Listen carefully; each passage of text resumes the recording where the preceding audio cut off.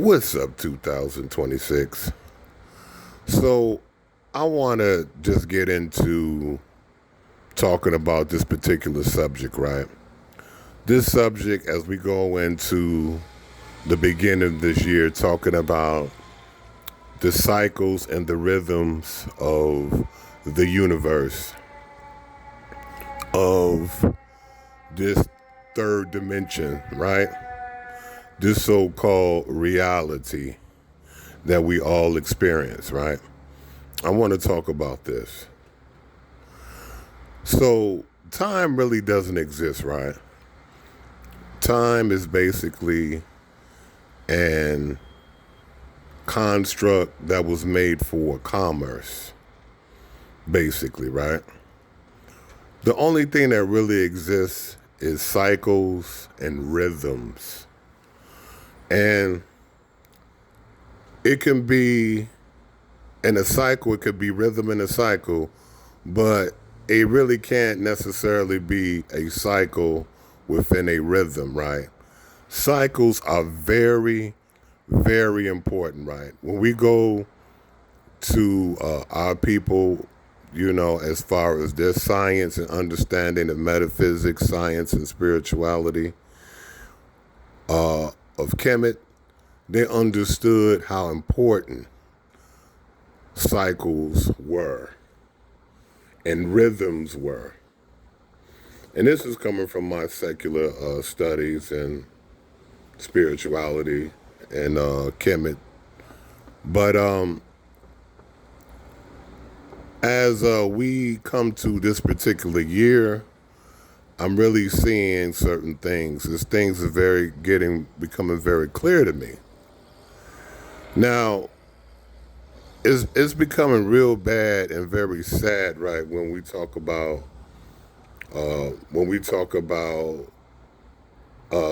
the accomplishments of Black people, what we did for the world, what we doing now for the world, what we did as far as civilization, and a lot of things have been covered up. A lot of things, of course, been whitewashed, covered up. We don't really get recognition as far as certain things, as far as certain accomplishments, right? But when we understand this whole thing, when it comes to cycles, right, it comes together. We have ruled the world for, man, 100,000 years, hundreds of thousands of years. We build civilization. We put together from the divine spirituality, metaphysics, right? Morality. We put these things together and used to follow these things, right? As we're living now, we're living in a time of negativity. Anybody who really understands this reality, that it's a very negative ether that we're living in. If you realistic and you just have any knowledge of awareness, you understand that the negativity that we live in, like that correlates to this reality. But it wasn't always like that. This is because of cycles, the cycles and rhythms of the world. So I talked about this before. Like I can't relate with a lot of people as far as this whole thing with people are envious of white supremacy. They're envious of imperialism. They're envious, they want to masquerade as being white. They want to be a part of colonization, colonialism. They want to be a part of these things. And they envy the position of so-called white supremacy. And I talked about, well, I never related to that. I never wanted to be white. Never thought white people were better or smarter or more intelligent, intelligent or creative or anything. I just never, not saying that necessarily I thought that I was better than them, but I never thought like that. I never felt that. And although I considered that as something good, the fact that I didn't, because of this negative ether that we live in, there were penalties. And there were a lot of things that goes against people who understand this and feel this and feel this way, right? But from the past 6 years, I really began to understand, like, as far as the logic and the reasoning upon this, like proving the way I feel. So when you understand cycles, right, everything eventually flips around, right? There's this, there's a god, right, in the Kemetic cosmogony called Kepra. Kepra is is considered, right, because of its potency, is considered a god, is considered a deity, and it's considered a divine, what you call it, a divine principle. All three of these things. And the reason why, because of the potency of this energy, right? When Ra self-created himself, right, from the cosmogony of Kemet, right, the great god Ra, and he created divine fire and divine matter, right? And he created himself, and he created those attributes spiritually, right? The god Kepra said, okay, if you're going to create yourself within this reality, you have to have the aspect of me, which is change and transformation, what they call becoming, right? Everything must change in this reality. Nothing stays the same. And we can see this when we're talking about world powers, right? How no matter how strong a world power is, no matter how formidable, how powerful, it always changes and transforms, right? A world power, it's generally about 200, about 300 years. A world power can stay around no more than 400 and something years. Maybe some world powers lingered around. But other than that, that's about it. And this is because of Kepra. Kepra is responsible. All things must change, right? Everything changes and transforms, even the gods. So this is very, very significant. So when you understand this principle, right, and you see that when it comes to white people ruling, it was just their time. 2,000 years that they've been utilizing. I mean, the universe gives everyone a chance. And it was basically their time. But their time is up. It's up, and it's showing in so many different ways, that it is up. And that's just the universe.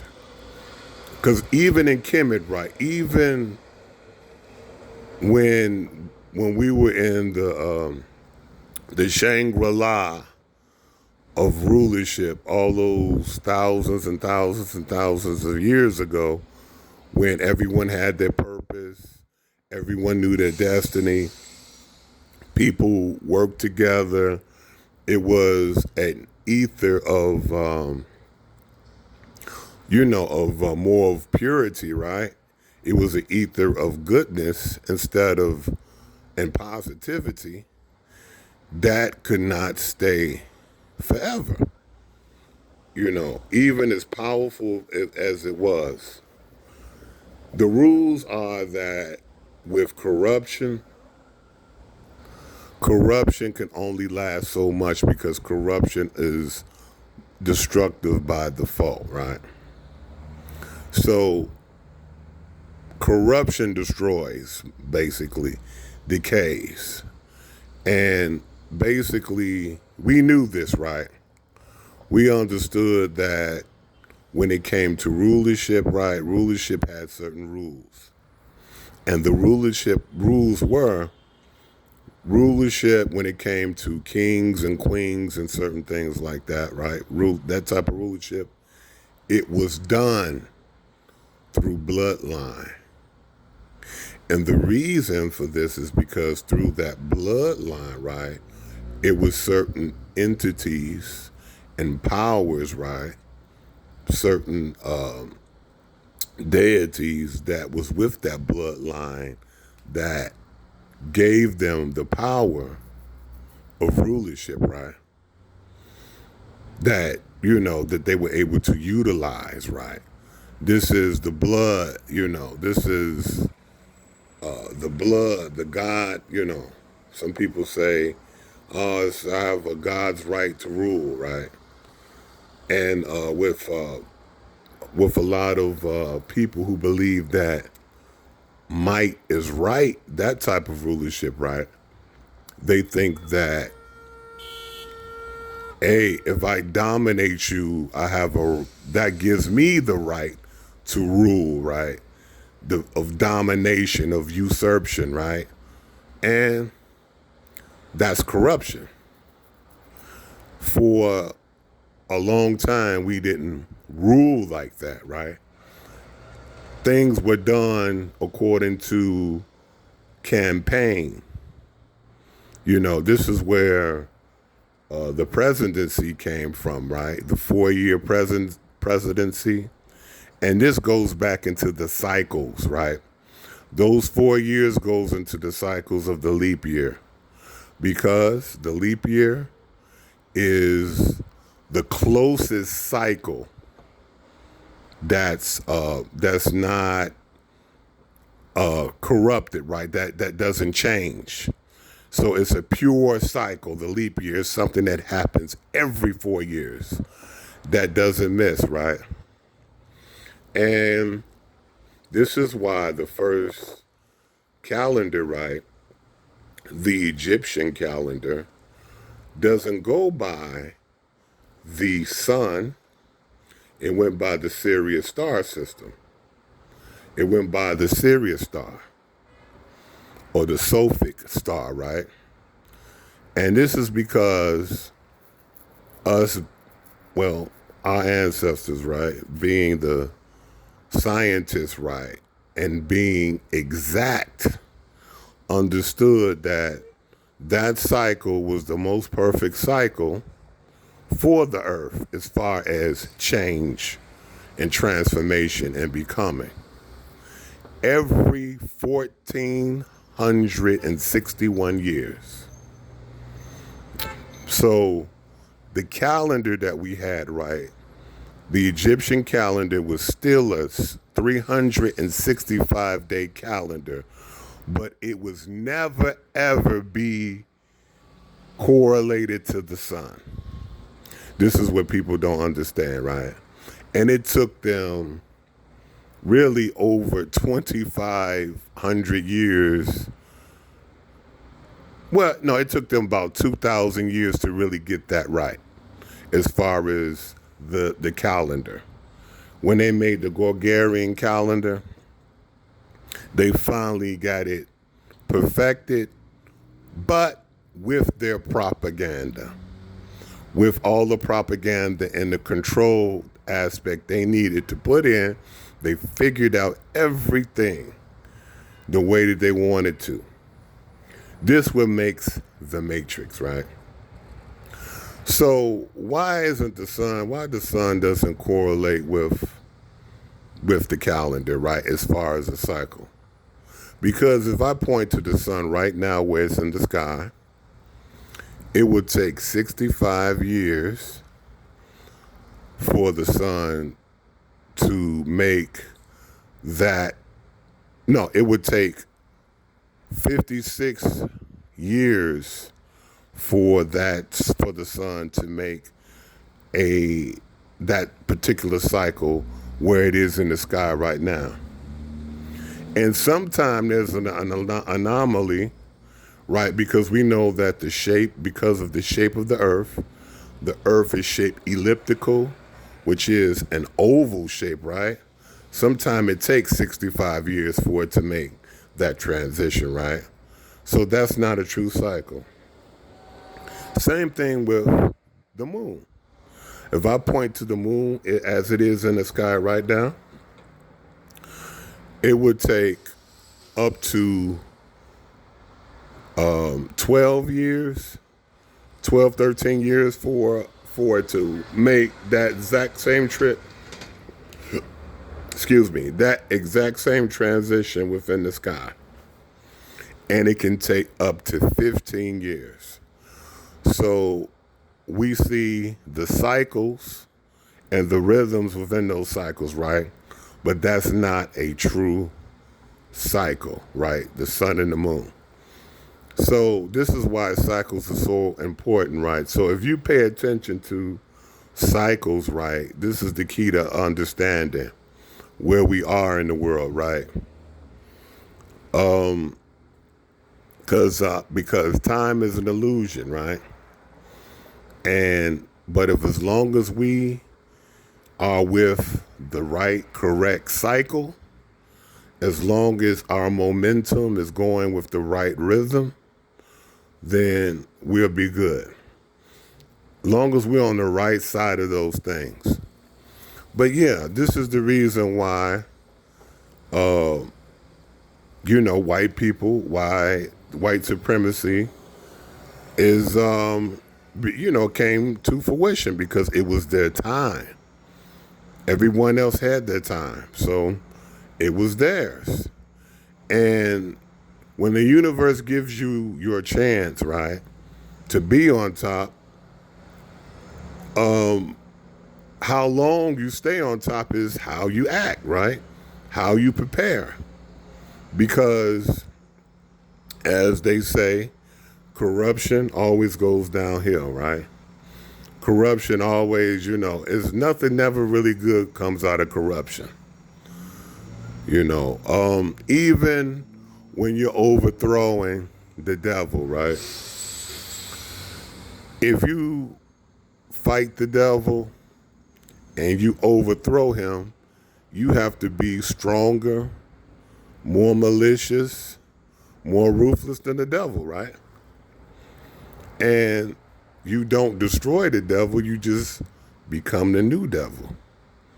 So evil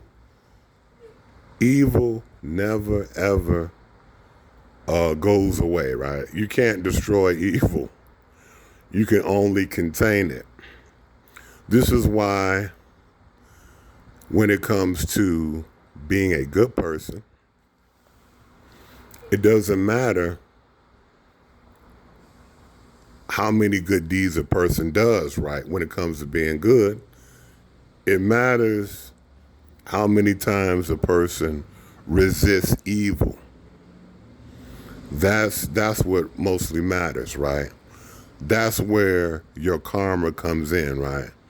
People think good karma, when we're talking about karma, right, is, are you a good person? But you got to understand, people have different reasons for being good. That's not, you understand? So, give you an example. Person might be considered a good person, right? but they're too afraid to do bad, right? They don't want to do bad because they're afraid. They're afraid they're going to get punished, right? And it could be going to hell, God punishing them, or for whatever reason, right? Just straight out of fear. Or it can be, punishment from their parents, or punishment from government, or whatever it is. You understand? So is that really being good? Some people are just too lame. You know what I'm saying? Or you know what I'm saying? Just for the lack of a better word, right? They're too lame as far as they're too stuck in doing what they're doing, to do bad. You understand? Right? And then some people, they just follow the crowd. So if they're following the crowd that's not doing certain things, then they're not going to do it. You understand? So you understand what I'm saying as far as this thing of goodness, right? We know that politicians do good things all the time. But are they necessarily a good person? Right? How many times do they resist evil? So resisting evil, resisting corruption, right? When it comes to rulership, this is what, in my secular spiritual studies, right, taught me as far as what our ancestors taught. You understand? And a lot of people didn't have that privilege, right? They just think that countries are supposed to just usurp other countries and just take over, and that's just how it is, and that's good rulership. And it's not. That's not the way it's supposed to be. Rulership is a really, when we're talking about the pharaohs, and I'm not talking about pre-dynastic Egypt. I'm talking about the year what they call of Zep-Tepi, right? I'm talking about, 10,000, 20, 30,000 years ago, 50,000 years ago, right? Because the pre-dynastic, that was where everything fell.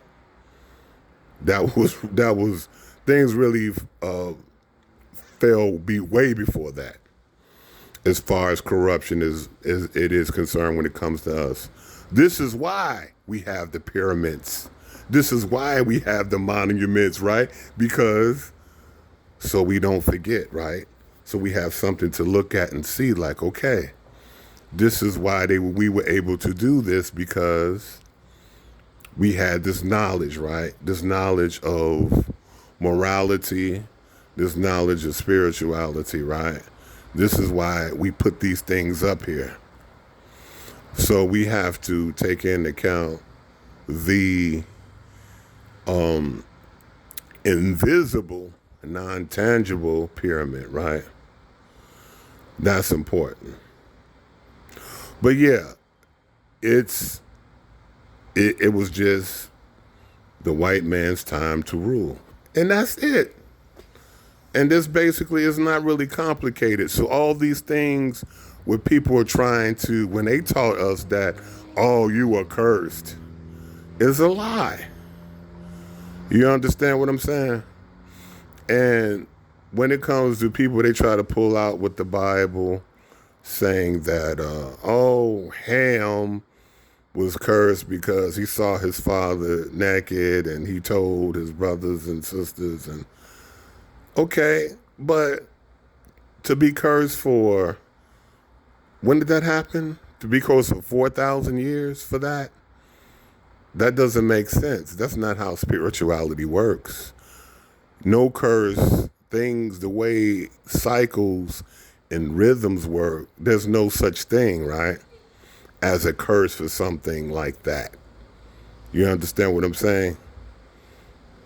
Even if there were, no group of people will be cursed by something like that in that way for over 4,000 years. It doesn't make sense. It doesn't make sense in logic and reasoning. It doesn't make sense spiritually. And it doesn't make sense in the science of cycles. So, the Sirius star, the cycle, the Sophic Sirius star, right? 1,461 years, right? It takes for it to make it cycle, right? The Sophic, where the Sirius star rises in the east, right? This happens every 1,461 years. So, when we go back, this year, right, is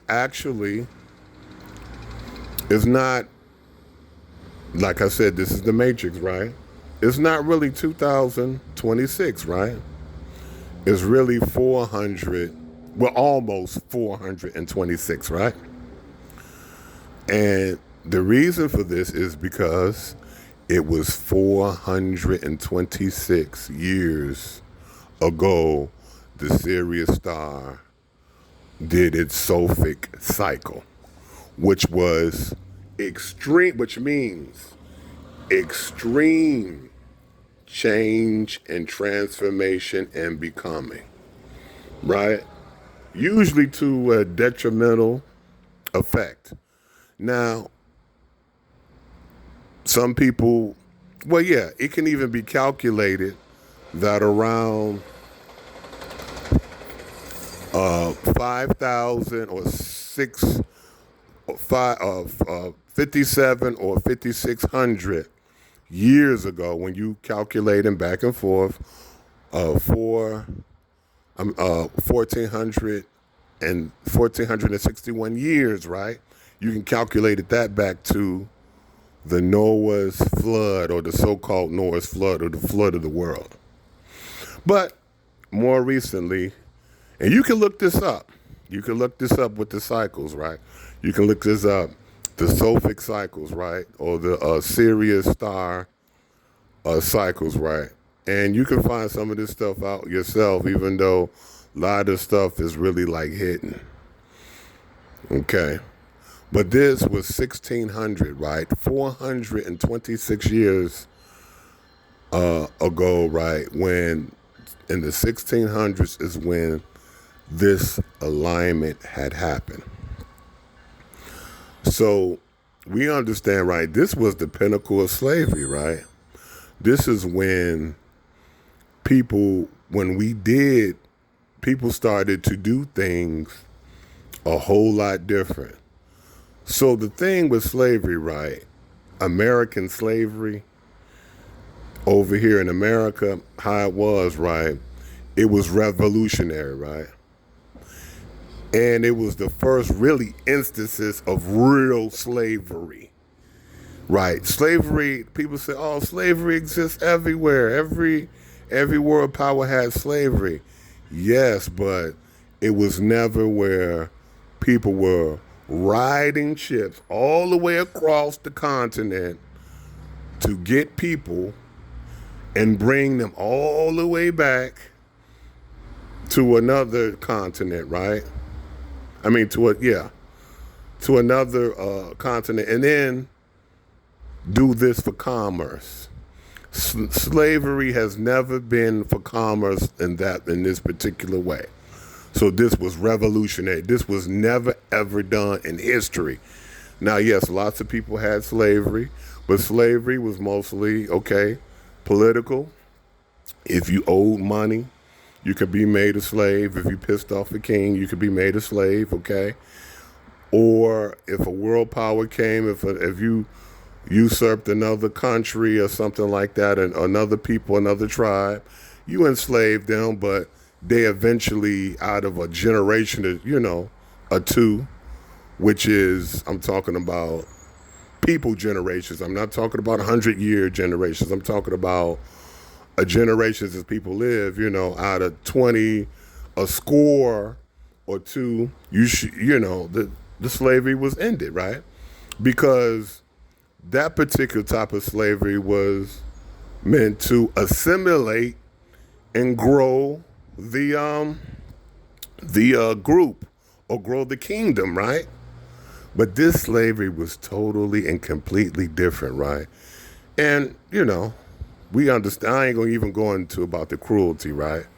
Because even the Moors of Spain, right, when they had slaves, they, those particular slaves still had rights, right?